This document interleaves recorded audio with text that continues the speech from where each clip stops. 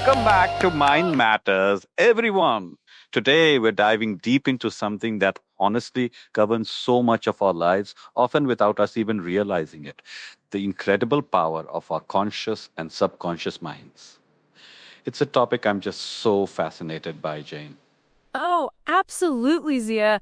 I mean, when you really start to think about it, it's like we're all walking around with this supercomputer in our heads, but most of us are only using, what, like 5% of its capacity? It's wild to consider how much is happening beneath the surface. Exactly. And that's really the crux of it, isn't it? We have our conscious mind, which is what we use for logical thought, decision making, problem solving in the moment. It's the part that's listening to us right now, processing these words. Right, so like when I'm choosing what to wear in the morning or figuring out the best route to work, that's my conscious mind at play. It's active, it's analytical, it's immediate. Precisely. But then there's this vast, often hidden ocean beneath the subconscious mind. This is where all our memories, our habits, our beliefs, our learned behaviors, our fears, our desires, everything is stored. It's running the show, often without our direct awareness. And that's the bit that always gets me. Because sometimes I'll find myself doing something or reacting a certain way, and in that conscious moment, I'm thinking, why am I doing this? Or I don't want to feel this way. And then I realize, oh, it's probably my subconscious pulling the strings based on some past experience or belief I didn't even know I had. It happens to everyone, Jane. Think about driving. When you first learned, every single action was conscious, right? Hand on the wheel, foot on the pedal, checking mirrors. It was exhausting. Oh, tell me about it. I remember thinking I'd never get the hang of it. But now, you get in the car, you drive to work, maybe you're even listening to a podcast, thinking about your day, and you barely remember the actual act of driving. That's your subconscious mind taking over. It's a fantastic mechanism for efficiency. That's such a great example, and it really highlights how powerful the subconscious is in managing all those automatic processes, like breathing, blinking, your heartbeat. It's incredible how much it handles without us even having to send a memo. Exactly, but it's not just physical actions, it's our emotional reactions too.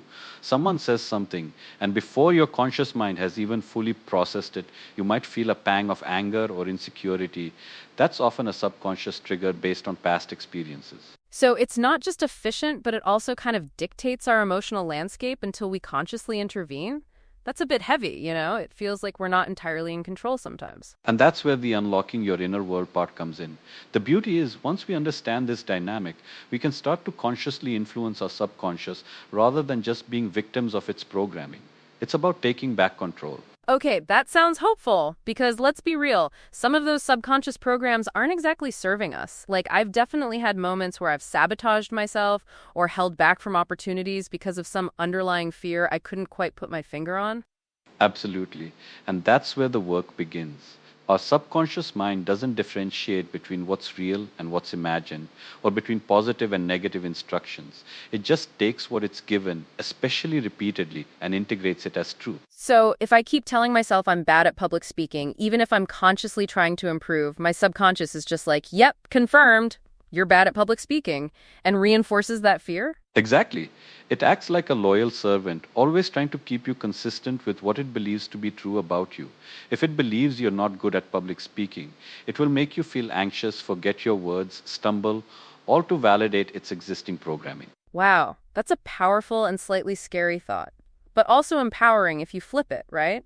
If it just accepts instructions, then we can give it better instructions. Precisely. And there are several incredible tools we can use to do this. One of the most common and effective is affirmations.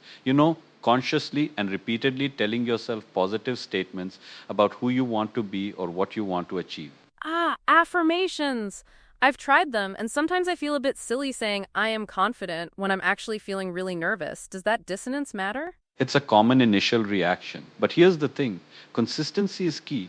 Your subconscious doesn't get silly, it just gets repetition. The more you feed it positive, empowering statements, the more it starts to accept them as its new truth. It's like gently steering a massive ship. You don't turn it instantly, but with consistent pressure, its direction shifts. That makes so much sense. So it's not about instantly feeling the affirmation, but about consistently sending the message until the feeling catches up. I like that analogy of steering a ship. Another incredibly powerful tool is visualization. Our subconscious responds so well to imagery. When you vividly imagine yourself achieving a goal, seeing it, feeling it, hearing it, you're essentially creating a blueprint for your subconscious to work towards. I can definitely see the power in that. I remember athletes talking about visualizing their perfect performance. It's like they're rehearsing it in their mind before they even step onto the field. Exactly. And it's not just for elite athletes. We can use it in our daily lives. If you want to be more confident in meetings, visualize yourself speaking clearly, making eye contact, feeling calm and articulate. Do it regularly, and your subconscious will start to lay down neural pathways that support that reality. So it's almost like you're tricking your subconscious into believing it's already happened, so it just works towards making it happen in reality? That's pretty cool. In a way, yes, it's not so much tricking as it is reprogramming. Think of it as updating the operating system of your mind. You're consciously choosing what software you want to run. Okay, reprogramming sounds much more intentional and empowering. What about things like meditation? How does that tie into working with the subconscious? Meditation is fantastic for this because it helps quiet the conscious mind. When your conscious mind, with its constant chatter and analytical processes, takes a back seat, your subconscious becomes more accessible. It's like turning down the radio so you can hear the faint whispers beneath. That's a beautiful way to put it. So during meditation, you might become more aware of those deeper beliefs or fears that have been running on autopilot. Precisely, and it also puts you in a receptive state. And many people find that affirmations or visualizations are even more powerful when done after a period of meditation because the mind is calmer and more open to new suggestions. I've heard people talk about entering a theta state during deep meditation or hypnosis, where the subconscious is really open. Is that what you mean? Exactly. The theta brainwave state is often associated with a deeply relaxed, almost dreamlike state where the critical conscious filter is lowered. That's why hypnosis can be so effective for things like breaking habits or changing deeply ingrained beliefs, because you're speaking directly to the subconscious. That's fascinating. So, for those of us not quite ready for full on hypnosis, consistent practice with affirmations, visualization, and regular meditation can still get us pretty far in terms of consciously influencing our subconscious? Absolutely. It's about building a consistent practice. Think of your subconscious as a garden. You wouldn't just plant a seed and walk away hoping for the best, would you?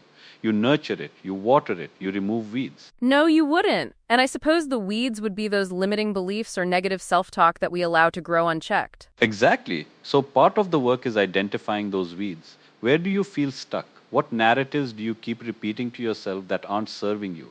Once you're consciously aware of them, you can start to pull them out and replace them with something healthier. It's hard, though, sometimes to even pinpoint what those underlying beliefs are.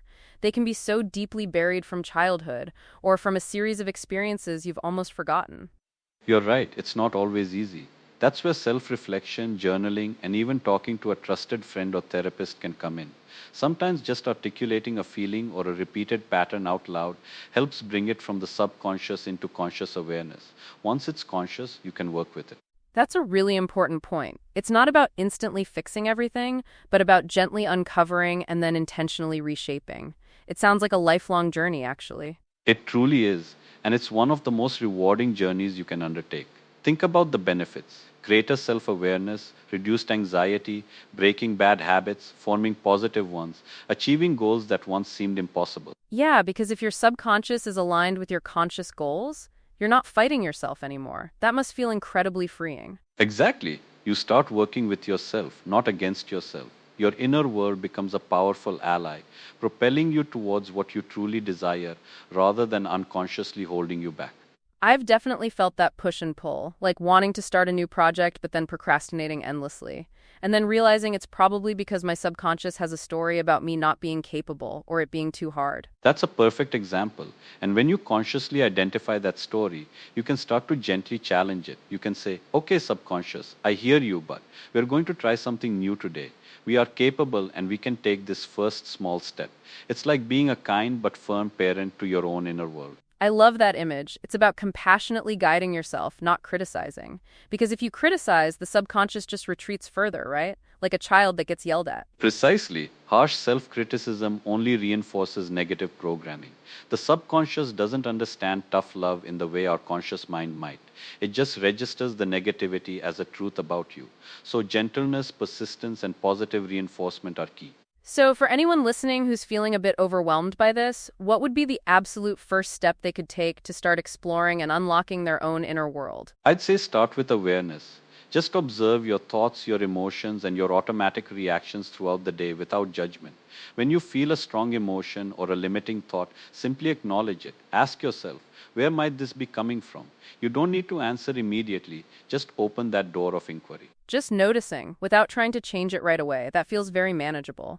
And then perhaps choose one small area to focus on. Like if you constantly tell yourself you're not good at something, try a simple affirmation for that specific thing.